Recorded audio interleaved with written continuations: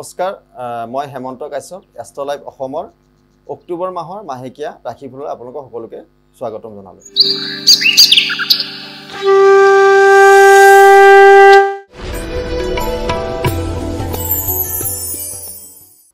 এইবাৰ আহিলো মই ধনু ৰাশিৰ জাতক জাতিকাসকলৰ কাৰণে। ধনু ৰাশিৰ জাতক জাতিকাৰ এই মাহটোত যথেষ্ট চঞ্চলতা বৃদ্ধি থাকিব।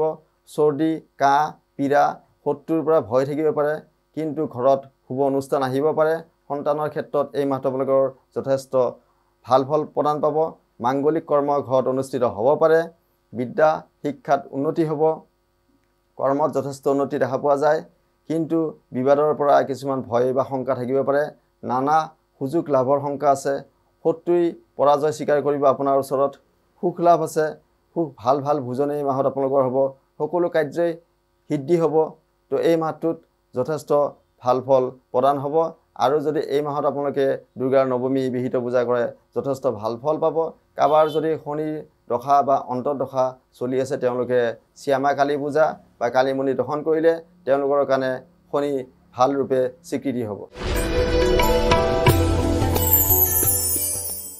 এই আছিল মাহটোৰ ৰাশিফল।